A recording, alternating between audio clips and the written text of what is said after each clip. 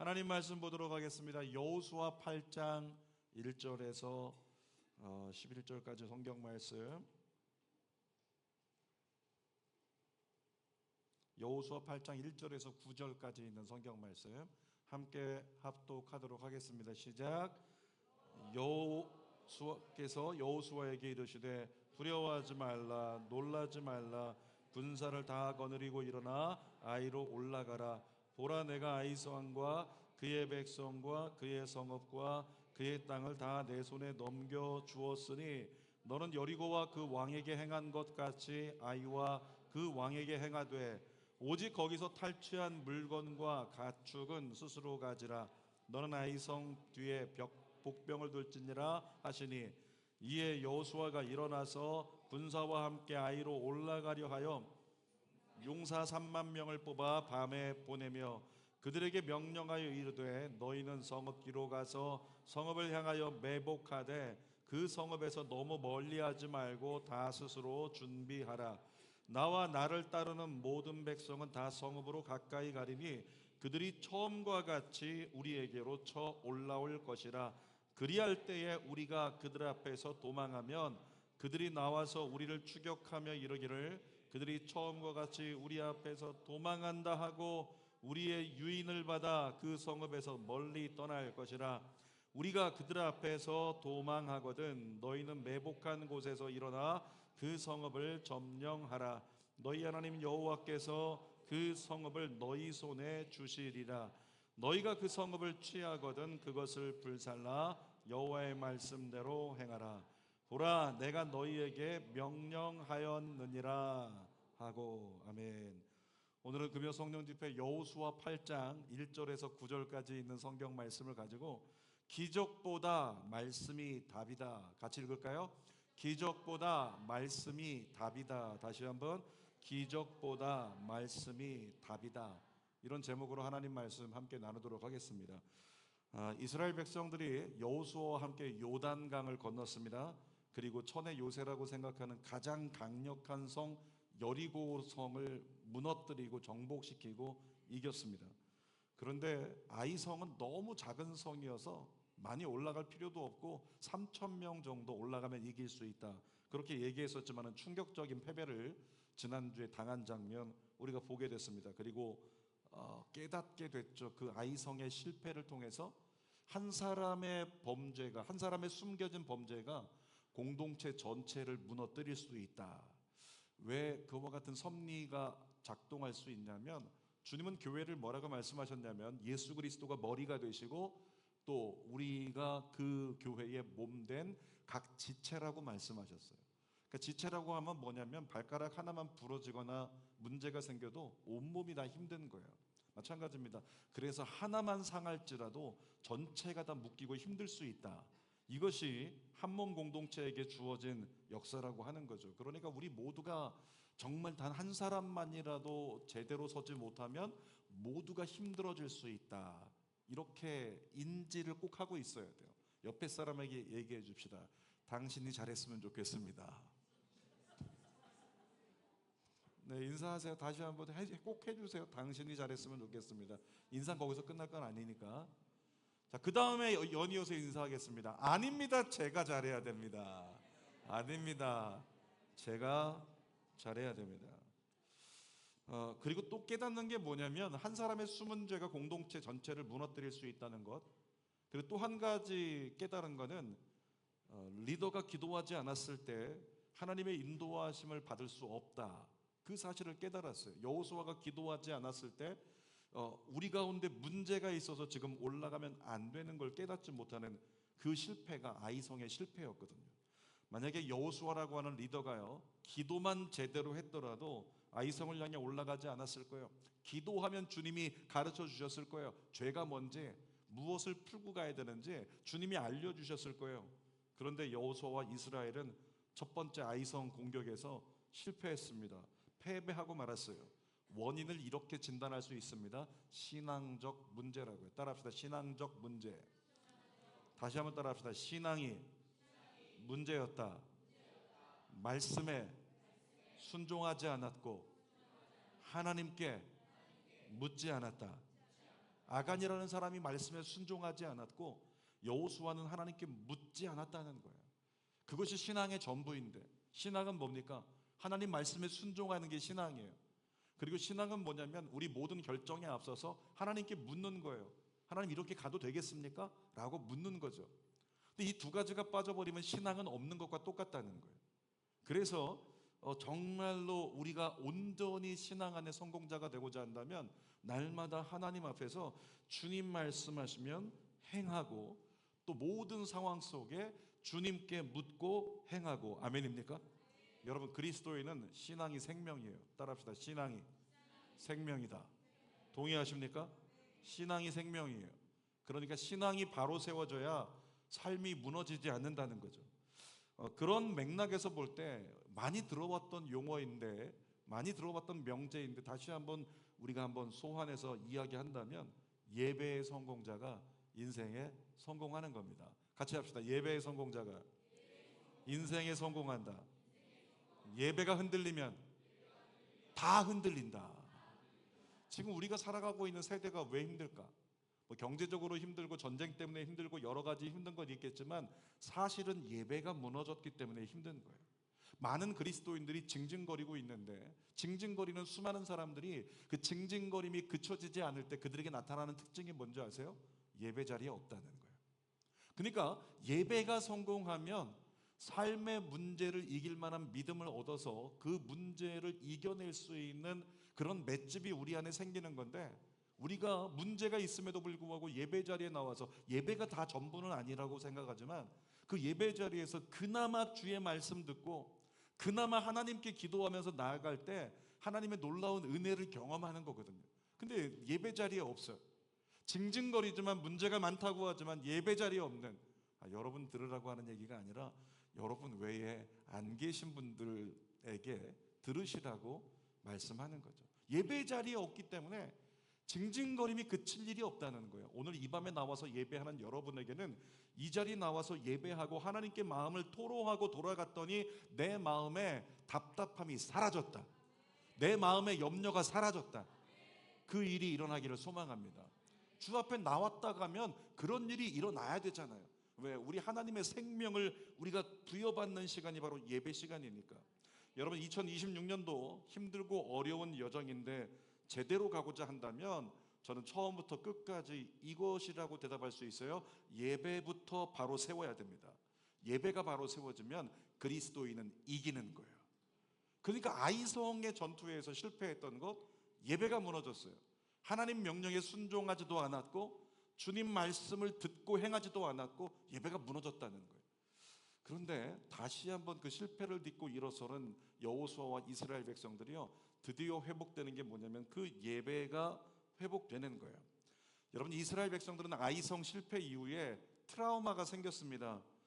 그런 얘기 있잖아요. 자라보고 놀란 가슴 소뚜껑 보고도 놀란다고. 적들의 모습만 봐도 전쟁하러 가자, 이제는, 이전까지는 막 가서 소리만 질러도 여리고성이 무너졌는데 그 다음에는 3,000명만 올라가도 이길 수 있다고 생각돼서 모두 뒤에서 박수치고 응원하고 나팔 불고 있었는데 3,000명 올라갔다가 전부 다 도망쳐 왔어요. 왜? 36명 죽었다고. 말도 안 되는 그런 이 퇴각을 보면서 이스라엘 백성들 마음은 전부 다 무너져 버렸죠. 그때부터 시작해서 이제는 전쟁을 다시 한다 그러면 또 전쟁하다가 또 지면 어떻게 하지? 또 실패하면 어떻게 하지? 또 쫓겨오면 어떻게 하지? 이와 같은 트라우마가 이스라엘 백성들 안에 있다는 거예요. 지난주 말씀에서 나온 것처럼 아이성 실패 이후에 엄청난 패배감이 여호수아에게까지, 리더에게까지 몰려왔잖아요. 그래서 여호수아가 엎드려가지고 하나님 왜 여기까지 우리를 인도하셔서, 그렇게 하나님께 원망을 토로했던 장면 우리가 지난주에 나눴었잖아요. 여러분, 사실은 이스라엘 백성들의 수준이 그거였어요. 사실은 이스라엘 백성들의 수준이 그냥 눈앞에서 모든 게 되어지면 감사하고 모든 게 되어지면 아멘이고 모든 게 되어지면 정말 기분 좋아서 막 뛰어가지만 무언가 하나만 묶여도 주저앉아가지고 어쩔 줄 몰라 하는 수준, 이것이 광야 40년을 지나온 이스라엘 백성들의 현 주소였다는 겁니다. 그러니까 이스라엘은 사실은 가나안 정복 전쟁한다, 그럴 수 있는 전력 자체가 못 되었던 거예요. 그 수준이 안 됐다는 거죠. 자, 이스라엘 백성들 안에 두려움이 있어요. 이 두려움의 문제를 해결하지 못하면요, 전쟁은 절대로 할 수 없습니다. 두려움을 극복하게 하는 거, 그리스도인에게 뭐가 있을까요? 두려움을 극복하게 하는 게 뭐가 있을까요? 우리에게는 하나님께서 주신 두 가지 약이 있죠. 무슨 약과 무슨 약이 있다 그래요? 구약과 신약이 있다라고 얘기하잖아요. 너무 유치해요? 왜 대답하지 않아요? 하나님께서 주신 구약과 신약이라고 하는데, 이 구약과 신약이 뭐예요? 옛 언약과 새 언약이라는 거예요. 새로운 과거에 우리에게 말씀하신 언약, 그게 구약이고, 앞날을 위해서 새롭게 우리에게 허락하신 언약, 그게 신약이란 말이에요. 그 말씀의 전체가 뭐냐면 하나님의 약속의 말씀. 그러니까 우리가 두려움에 눌려 있다, 두려움에 묶여 있다, 그에게 뭐가 필요할까요? 하나님의 약속의 말씀이 필요한 거예요. 그러니까 이스라엘 백성들도 마찬가지야. 아이성 첫 번째 전투에서 완전히 패배해가지고 사기가 바닥에 떨어져 버리고 이제는 이기지 못할 것 같다는 두려움마저 그들 안에 밀려오는데, 리더조차도 우리가 여기까지 왜 왔는지 이해할 수 없는 그런 한숨을 꺼내고 있는 그런 장면 속에서 하나님께서 그들을 회복시키는 것은 단 한 가지였어요. 하나님의 약속의 말씀이었어요. 읽어보겠습니다. 1절 말씀 읽어볼게요. 여호와께서 여호수아에게 이르시되 두려워하지 말라, 놀라지 말라, 군사를 다 거느리고 일어나 아이로 올라가라. 보라, 내가 아이 왕과 그의 백성과 그의 성읍과 그의 땅을 다 내 손에 넘겨 주었으니. 마지막 세 소절 뭐라고 써 있어요? 내 손에 넘겨 주었으니. 그 앞에 한 글자 뭐라고 써 있어요? 다. 여러분, 분명히 아이성 전쟁하러 올라갔다가 3,000명만 군사 보내도 이길 거라고 생각했는데 이기지도 못했어요. 그런데도 불구하고 하나님께서 두려워 떨고 있는 이스라엘 백성들에게 하나님께서 약속의 말씀을 주시는데 이런 말씀인 거죠. 이젠 괜찮다. 날 믿고 올라가라. 다 너희 손에 넘겨주었다. 근데 이렇게 한 번 이야기한다고 두려움이 떠나갈까요? 그렇지 않잖아요. 또 반복해서 말씀하세요. 7절 말씀 읽어보겠습니다. 너희는 매복한 곳에서 일어나 그 성읍을 점령하라. 너희 하나님 여호와께서 그 성읍을 너희 손에 주시리라. 싸워야 될 것을 가르쳐 주시는 하나님이, 얘들아 이번에 아이성 치러 올라갈 때 말이야, 이렇게 한번 싸워봐. 그런데 싸우라고 말씀하시면서 또 다시 말씀하시죠. 왜? 아직 이스라엘의 심령이 두려워 떨고 있다는 걸 하나님이 아시니까 하나님이 어떻게 하세요? 내가 그 성읍을 너희 손에 주리라. 여호수아를 통해 약속하신 거죠. 18절에 하나님은 세 번째로, 여러분 3이라는 숫자가 무슨 숫자인지 아시죠? 3이 무슨 숫자입니까? 완전 숫자예요. 하나님의 완전 숫자. 하나님의 완전 숫자인 3. 그래서 하나님께서는 여호수아를 세울 때도 세 번이나 강하고 담대하라 말씀하셨잖아요. 마찬가지예요. 오늘 본문에서도 보니까 이 아이성 실패로 두려워하고 있던 그들에게 하나님이 똑같은 약속을 세 번 반복하세요. 18절 읽어보겠습니다. 여호와께서 여호수아에게 이르시되 단창을 들어 아이를 가리키라. 내가 이 성읍을 내 손에 넘겨주리라. 여호수아가 그의 손에 잡은 단창을 들어 그 성읍을 가리키니. 그렇게 하나님의 약속의 말씀이 이스라엘 백성들과 여호수아에게 주어진 거예요. 그 약속의 말씀을 받은 여호수아가 어떻게 됐을까요? 마지막 약속의 말씀은 여호수아에게 단독으로 주시는 말씀이잖아요. 겁먹지 마, 두려워하지 마, 정신 차려, 가자 라고 말씀하신 하나님, 내가 그 성읍을 너의 손에 붙였다. 그 약속의 말씀을 받은 여호수아가요, 두려움을 이기고 다시 전진합니다. 모양은 어땠죠? 이게 단창이라고 한다면 단창을 높이 들었어요. 그 높이 든 손을 성경 그대로 본다면 내려오지 않아요. 이 손을 계속 가지고 가는 거예요. 마치 언제처럼? 아말렉 전쟁 때 모세가 두 손 들고 하나님께 기도했던 그 순간처럼 손을 들고, 나도 모세처럼 손 들고 하나님 기도하고 하나님 기도하고 하나님께 부르짖으면 이길 수 있겠지. 그래서 단창을 든 손을 절대 내리지 않았다는 거예요. 여호수아가 직접 싸운 게 아니에요. 여호수아는 단창을 들고 하나님께 높이 들었던 거예요. 하나님, 이 전쟁이 하나님께 쏟겠습니다. 주여 역사하시옵소서. 그렇게 손 들고 나갔다는 거죠. 결국에 어떻게 됐을까요? 26절 한번 읽어볼까요? 시작. 아이 주민들을 진멸하여 바치기까지 여호수아가 단창을 잡아든 손을 거두지 아니하였고, 마지막에 뭐라고 써 있었을까요? 가려진 성경 구절에 따라합시다. 결국 이겼다. 다시 한번, 결국 이겼다. 아멘입니까? 분명히 하나님 은혜 안에서 여리고를 이겼지만 아이성의 실패를 경험했던 이스라엘 백성들, 이제는 안 될 것 같다, 이렇게 작은 것도 이기지 못하는 우리의 실체라니 두려움에 쌓였던 그들, 그러나 다시 하나님의 약속의 말씀을 붙잡고 나갔더니 어떻게 됐다고요? 결국 이겼다고요. 여러분, 우리가 똑같아요. 그때나 지금이나 똑같습니다. 문제를 만나면 우리는 흔들려요. 아무리 믿음 좋아도 소용없어요. 아무리 신앙생활 오래 했고 기도를 많이 했고 말씀을 많이 알고 소용이 없어요. 목사여도 소용이 없어요. 그냥 엄청난 문제를 만나면 힘들고 어려워서 주저앉아 버리더라는 거예요. 그런데 언제 그리스도인이 회복되는가? 언제 그리스도인이 회복될까요? 이스라엘 백성들과 똑같다고 말씀했어요. 언제 그리스도인들이 회복될까요? 무엇을 들었을 때? 하나님의 말씀을 들었을 때. 다시 말합니다. 예배 가운데 나와서 예배 드리다가 때로는 성경 말씀 묵상하다가 하나님의 말씀이 내 마음에 와서 부딪히는 그 순간에 문제를 이길 수 있고 문제에서 회복되는 우리 자신을 경험하게 된다는 거죠. 여러분, 그래서 문제가 생겨서 마음이 어려워지잖아요. 무조건 말씀과 기도에 집중해야 됩니다. 예배 가운데 나오라는 이유가 뭐냐면 혼자서 잘 안 되니까 그러는 거예요. 혼자서는 힘들고 어렵고 모든 게 무너져서 주저앉아가지고 마치 배를 갖다가 배옷을 입고 그냥 재를 뒤집어 쓰는 것처럼 난 망했다 혼자 이렇게 되뇌이고 있단 말이에요. 그러니까 혼자 있으면 안 되는 거예요. 그래서 예배 나오라는 거예요.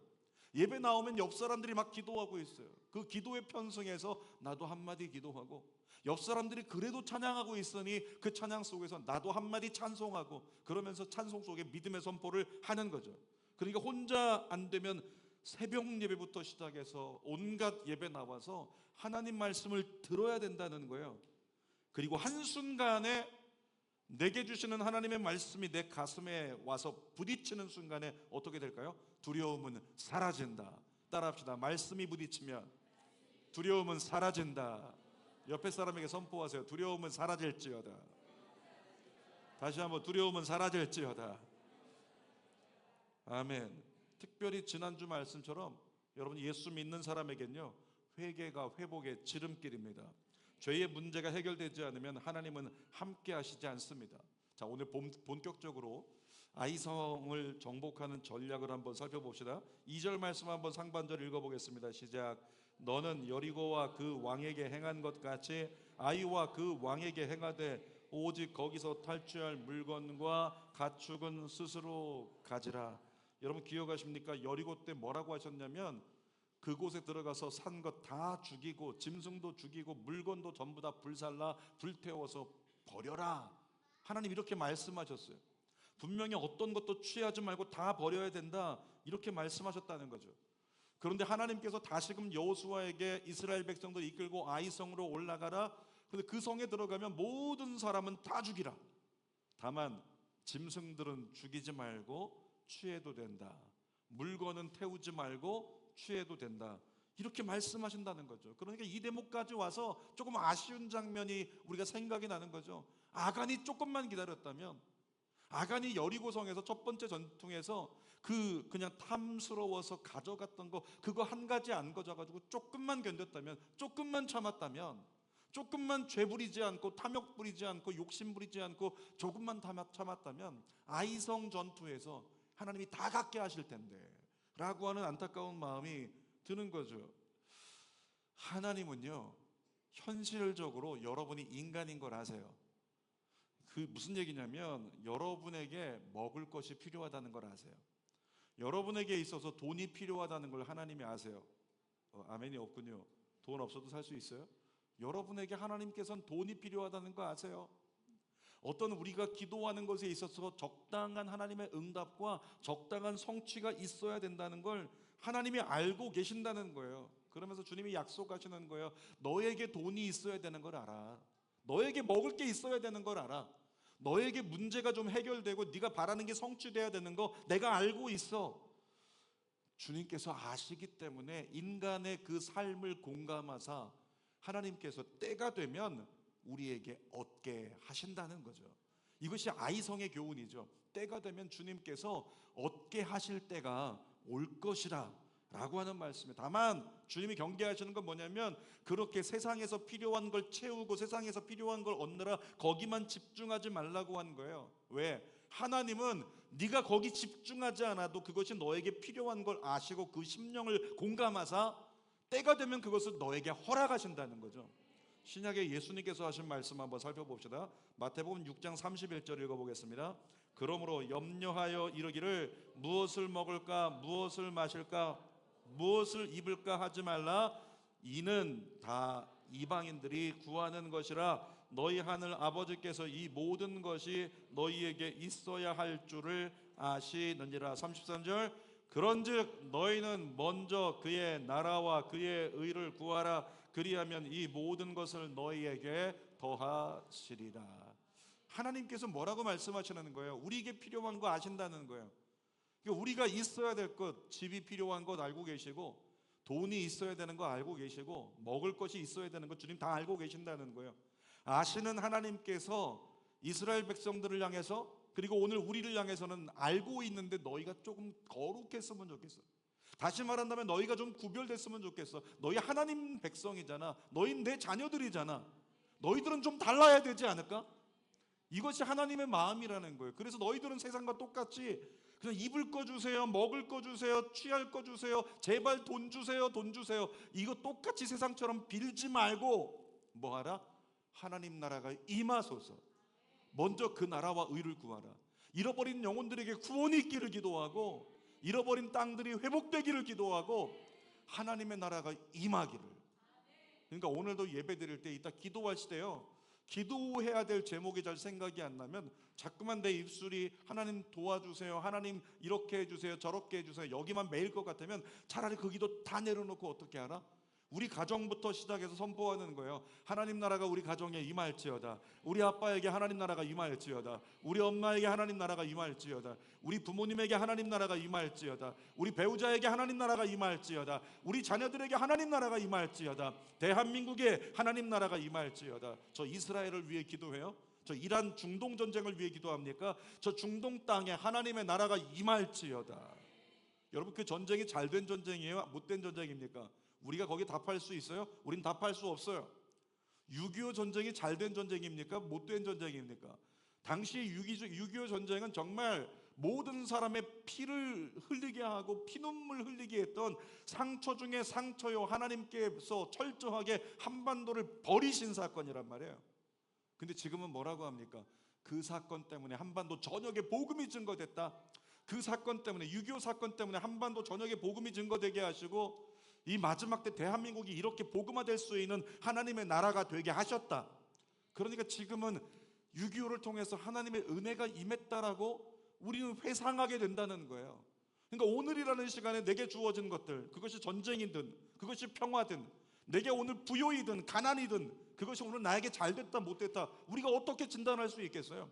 우린 진단할 수 없는 거예요. 주님만이 아십니다. 그래서 우리가 기도할 때 가장 정확한 기도가 있다면 하나님 나라가 임하소서. 하나님, 대한민국에 하나님 나라가 임하소서. 우리 모든 전 세계 열방 위에 하나님 나라가 임하소서. 그러면 주님 뭐라고 말씀하세요? 너희가 먼저 그 나라와 그 의를 구했구나. 내가 너의 모든 필요를 채우리라. 주님 우리에게 말씀하시는 거예요. 아이성 전투에 하나님께서 주신 방법은요, 이 전술을 전략은 극히 인간적인 전략이었다는 게 여리고 전투와는 비교되는 장면이에요. 2절 중반절 같이 읽어보겠습니다. 시작. 너는 아이성 벽 뒤에 복병을 둘지니라 하시니 5절 나와 나를 따르는 모든 백성은 다 성읍으로 가까이 가리니 그들이 처음과 같이 우리에게로 쳐 올라올 것이라. 그리할 때 우리가 그들 앞에서 도망하면 그들이 나와서 우리를 추격하며 이르기를 그들이 처음과 같이 우리 앞에서 도망한다 하고 우리의 뭘 받아서? 뭘 받는다고요? 유인을 받는다는 거예요. 지금 아이성 전투 전략을 하나님이 뭘 주셨어요? 유인하라. 유인 전략을 쓰게 하시는 거예요. 하나님답지 않아요. 하나님께서 그냥 순종했던 이스라엘 백성들에게 잘 봐, 이번에는 우박이다. 우박을 아이성에 다 쏟아부어 가지고 아이성 완전히 망하게 할 수 있거든요. 그런데 하나님께서 어떻게 말씀하세요? 가서 그들을 속여, 속임수를 가지고 그들을 유인해라. 여러분, 하나님답지 않잖아요. 하나님이 거짓말을 속이는 걸 사주하고 계신 거예요. 하나님답지 않단 말이죠. 자, 계속 읽어보겠습니다. 유인을 받아 시작. 그 성읍에서 멀리 떠날 것이라. 우리가 그들 앞에서 도망하거든 너희는 매복한 곳에서 일어나 그 성읍을 점령하라. 너희 하나님 여호와께서 그 성읍을 너희 손에 주시리라. 여리고 성을 공격할 때는 전혀 인간적인 작전 1도 없었어요. 완전히 하나님이 다 하신 거예요. 어떻게 이게 가능했을까? 근데 아이성 전투에서는 어떻게 하세요?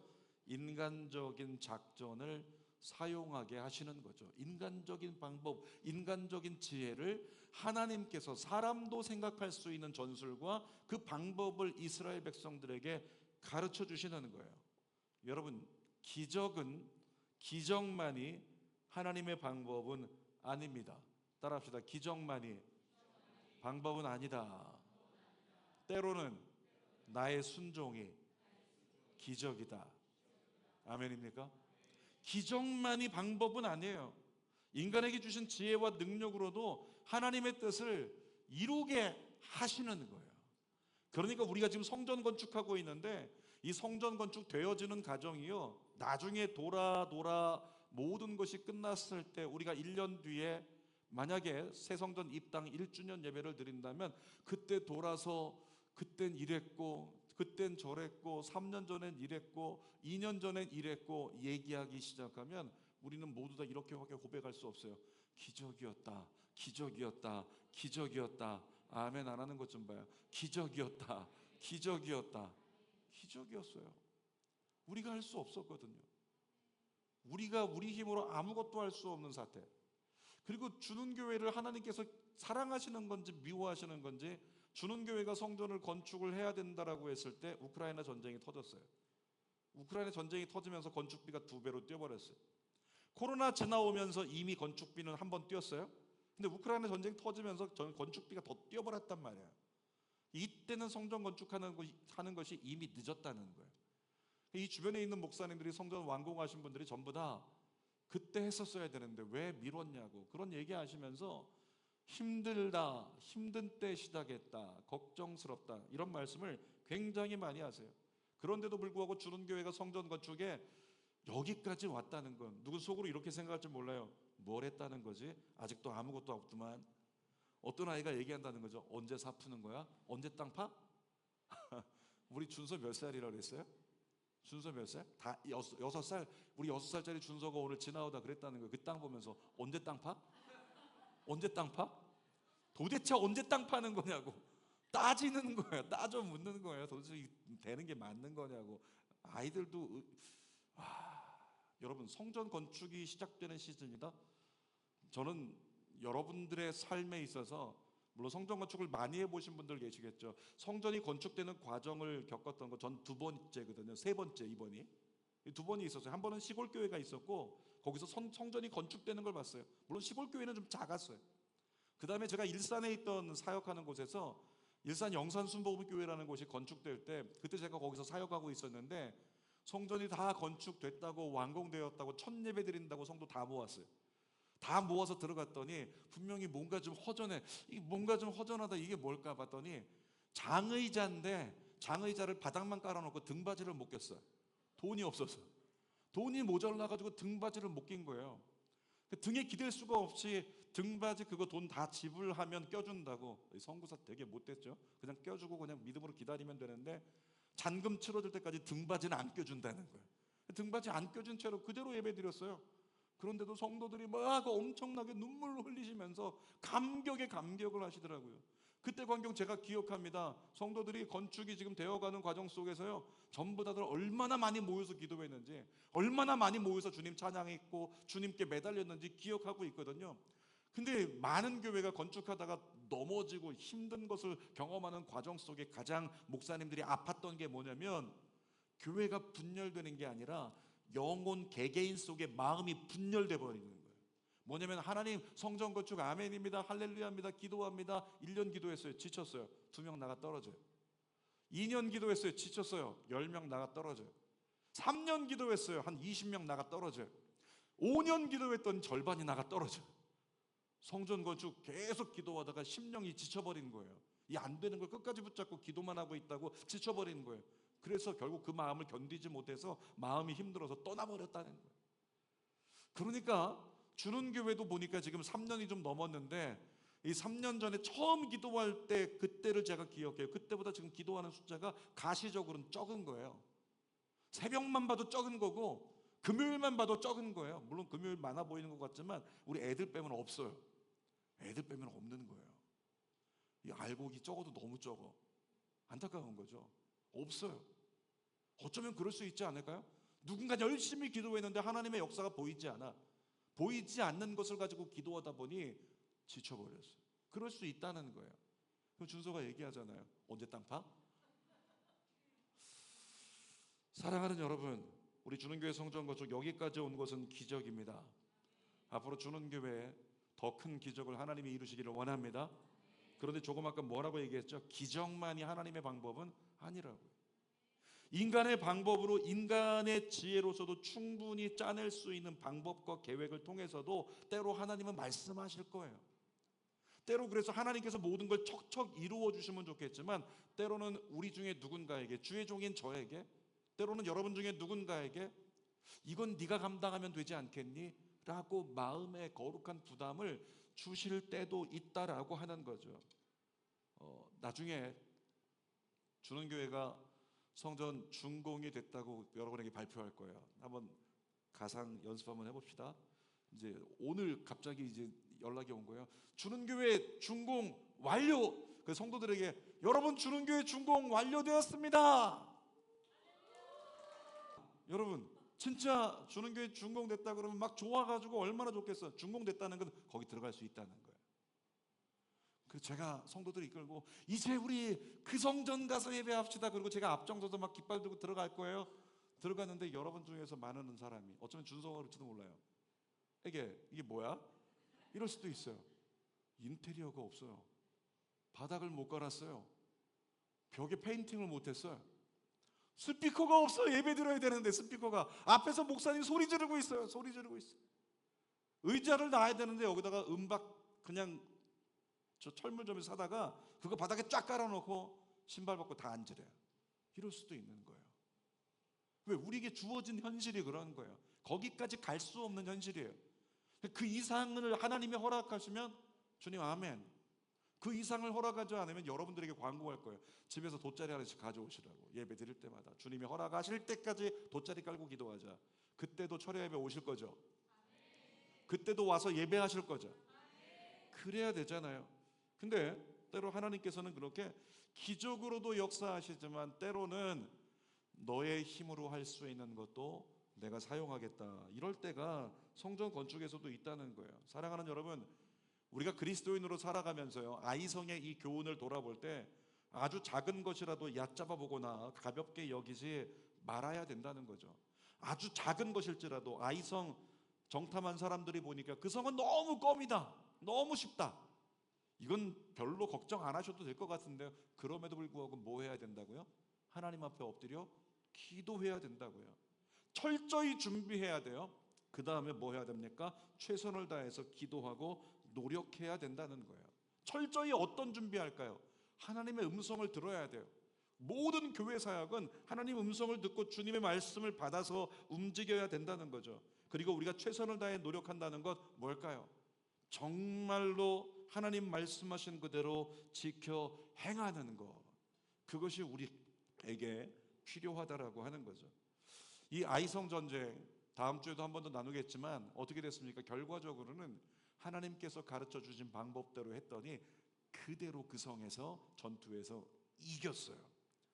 여러분, 영국의 청교도 혁명의 지도자라고 일컫는 크롬웰이라고 하는 사람이 있는데 그 사람이 부하들에게요 이런 얘기를 했답니다.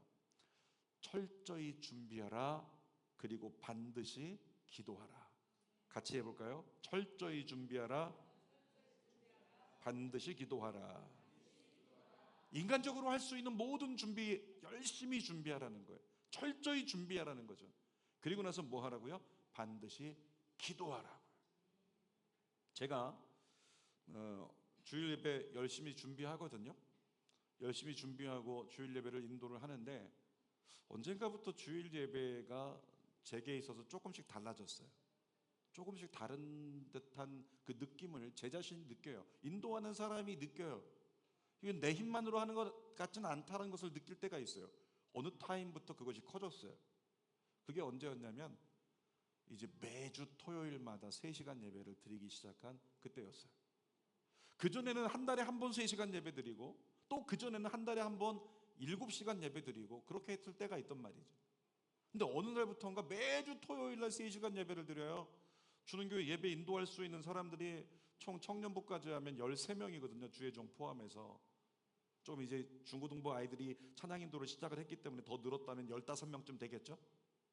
근데 토요일 날 3시간, 그 3시간 예배 인도자들 그 단톡방이 따로 있어요. 거기다가 예배 인도자들 자원하십시오. 누구라도 인도하세요. 그런데 누가 자원했어요? 예배 인도하는 분들이 한 분 한 분 자원하기 시작했어요. 그래서 3시간 예배를 3명의 예배 인도자들이 잘 인도해 나가는 거예요. 아, 그러면 너무 감사하다. 그러면서 저는 이제 시작할 때 기도해주고 그 3시간 예배 드리고 이제 끝날 때 기도해주고 그렇게 잘 끝나면 제 목은 상할 일이 없을 거예요. 그런데 아무리 외쳐도 안 나와요. 예배 인도자들이요, 어디 갔나? 휴고됐나? 아니면 바빠서 나갔나? 어디 갔나? 단톡방엔 그대로 있는데 어디 갔나? 아무도 반응이 없어요. 결국에는 담임 목사인 제가 어쩔 수 없이 첫 타임을 인도하는 거예요. 첫 타임, 우리 누군가는 그런 얘기합니다. 목사님이 첫 타임을 열어주니 기도의 문이 열립니다. 그 믿음이 크도다. 목사님이 열어주니 그래야 말은 좋겠죠. 근데 목사는 좀 쉬고 싶다면 금요일도 제가 다 인도하고 기도 1시간 인도하고 가는데 토요일 날 1시간 우리 상민이 해봐서 알잖아요. 힘들거든요. 쉽지 않아요. 보컬도 없이 혼자 쉽지 않아요. 그런데 그걸 해야 된다? 처음에 불평스러운 마음이 많았어요. 야, 왜 내가 이것까지 좀 해야 되는 건가? 이런 생각을 많이 했거든요. 나중에 찬양 인도할 수 있는 부교육자 남자 들어오기만 해봐라. 맡겨버리고 빠지리라. 그리고 나서 윤도현 전사님이 왔어요. 옳거니 주님의 응답이다. 주께서 나를 돌아보신다. 그리고 맡기려고 했는데 그리고 나서 제가 하나님께 기도하잖아요. 하나님, 우리 윤 전사님께 맡기고 이제 또 우리 하민이 집사님도 열심히 인도하고 있으니 청년들 열심히 인도하고 있으니 맡기고 저는 주일을 좀 준비하도록 하겠습니다. 주님 괜찮을까요? 제가 이걸 물었거든요. 근데 주님이 응답하신 게 아니고 주님이 저에게 느끼게 하시는 거예요. 무엇을? 주일 예배 때 너 달라지지 않았니? 주일 예배 때 너 뭔가 다르지 않아? 하나님이 저에게 느끼게 하시는 거예요. 하나님이 저에게 경험하게 하시는 거죠. 그로부터 제가 돌아보니 3시간 기도회를 인도하기 시작한 그쯤 하여 주일 예배 인도하는 저에게 하나님이 붙들어 주시는 그 강도가 다르다는 걸 느낀 거예요. 그리고 그 강도가 다르다는 것을 성도들이 고백하게 되고 그 안에서 여러 가지 고백들이 쏟아져 나오게 되는 그런 걸 경험하게 되었더라는 거죠. 하나님께서 그것을 왜 느끼게 해주세요? 왜 알게 해주세요? 네가 더 기도해야 주일 예배 가운데 나의 능력이 더 갑절로 임하리라. 그래서 다 맡겨버리려고 하다가 제가 첫 타임은 계속 가야 되겠구나. 그 믿음 가지고 목사님이 문 여시니 이거 믿고 그래 끝까지 가자. 그 말이 주의 말씀인 줄 믿고 그냥 가자. 내일도 제가 10시부터 1시간 또 인도할 거거든요. 목 팍팍 써가면서 그냥 발에 고래고래 소리 질러가면서 그렇게 될 거예요. 사랑하는 여러분, 말씀을 열심히 준비하는데 그 다음에 철저하게 빠지면 안다는 게 반드시 기도하라. 주의 종도 그래요. 말씀을 열심히 준비하지만 준비한 말씀 가지고 뭐 해야 된다? 기도해야 된다. 찬양팀 찬양대 그래요. 찬양 열심히 준비하고 찬양 여러 가지 하모니 열심히 준비하지만 준비한 것 다음에 그것 가지고 뭐 해야 된다? 반드시 기도해야 된다. 여러분, 우리의 열심만으로는 역사 일어나지 않습니다. 그런데 우리가 열심히 최선을 다하고 하나님께 엎드려 그것을 붙들고 기도하면 주님이 역사하실 줄 믿습니다. 설교 결론입니다. 오늘 제목이 뭐였어요? 기적보다 말씀이 답이다. 기적이 다 일어났으면 좋겠는데 기적보다 주의 말씀 온전히 붙잡고 그 말씀 따라가는 것이 우리에게 답이라는 말씀이에요. 세상에서 늘 기적으로만 이기는 건 아닙니다. 하나님께 기도하고 최선의 준비와 노력으로 악한 자를 우리가 이겨낼 수 있음을 믿습니다. 최선을 다해 준비합시다. 하나님의 일에 어떤 모양으로든 최선을 다해 준비합시다. 그리고 반드시 기도로 준비합시다. 그러면 이깁니다. 옆에 사람에게 선포합시다. 그러면 이깁니다. 마지막으로 이 마음 꼭 가지세요. 아이성에서 실패했잖아요. 한 번 실패했다고 영원히 실패하는 건 아니라는 거예요. 다시 말씀 의지하면 합력해 선이 이루어진다. 기도하겠습니다. 살아계신 아버지 하나님, 정말로 한 번 실패했다고 영원한 실패는 아닙니다. 다시 말씀 의지하면 합력해 선을 이루실 줄 믿습니다. 하나님 역사하여 주옵소서. 예수님의 이름으로 기도하옵나이다. 아멘.